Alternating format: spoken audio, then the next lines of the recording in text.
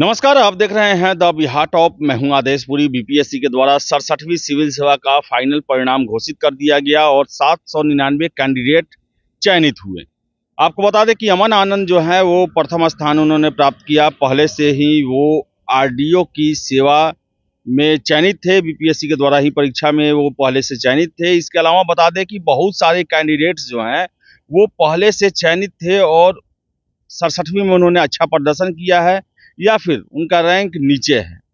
कहने का मतलब है कि कैंडिडेट जो हैं जो सफल नहीं हो पाए हैं, इंटरव्यू दिए हैं, उनका यही कहना है कि आयोग को वेटिंग लिस्ट जारी जरूर करना चाहिए।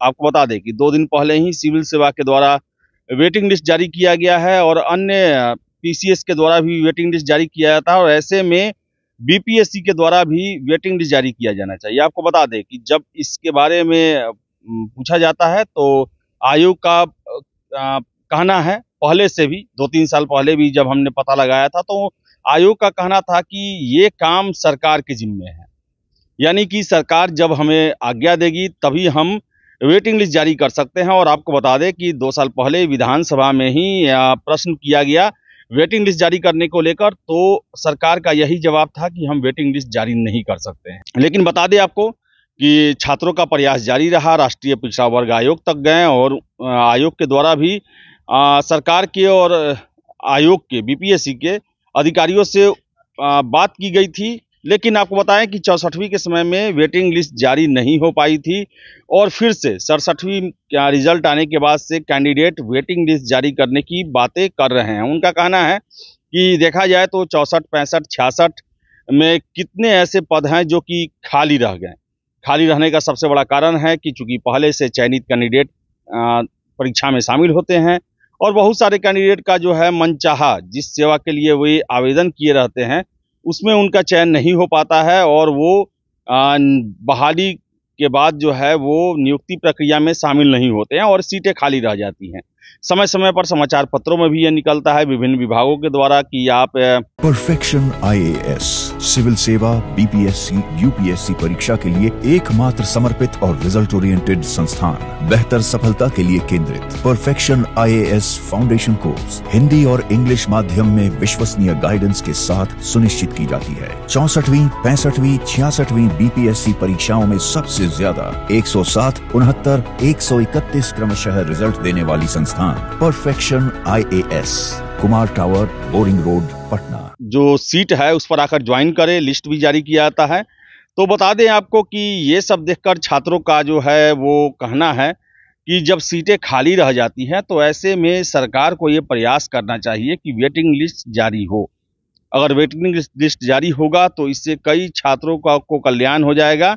बता दें आपको कि बहुत सारे ऐसे छात्र रहते हैं जिनका ये अंतिम प्रयास होता है, उसके बाद वो परीक्षा में शामिल नहीं हो सकते हैं और कुछ नंबरों से ही वो छूट जाते हैं। तो ऐसे में सरकार को ये पहल जरूर करनी चाहिए कि बीपीएससी के द्वारा वेटिंग लिस्ट जारी किया जाए। इस तरह भी देखा जाए तो बिहार में अभी युवाओं को नौकरी देने की बातें चल रही हैं, लगातार विज्ञापन निकाले जा रहे हैं, नियुक्तियों की बात की जा रही है। तो जरूरी है कि ज़्यादा से ज़्यादा लोगों की नौकरी हो और इसके लिए आवश्यक है कि जो परीक्षा हो रही है उसमें सभी सीटें भरी जानी सुनिश्चित हो और इसके लिए ज़रूरी है कि वेटिंग लिस्ट का प्रावधान किया जाए।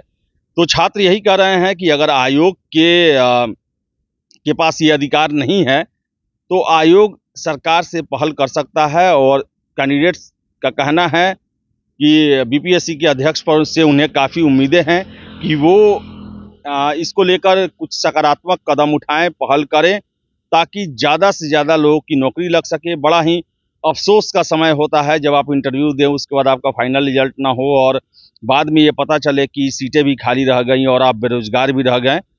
तो गुजारिश कर रहे हैं छात्र सरकार से, आयोग से कि वेटिंग लिस्ट का प्रावधान बीपीएससी में किया जाए। अगर अन्य राज्यों में देखें, छत्तीसगढ़, मध्य प्रदेश, तो वहाँ वेटिंग लिस्ट का प्रावधान है। वहाँ पर ये कोशिश किया जाता है कि ज़्यादा से ज़्यादा सीटें भरें और जो कैंडिडेट प्रथम सूची में नहीं आए उनका वेटिंग लिस्ट जारी करके फिर से सीटों को भरने की कोशिश की जाए।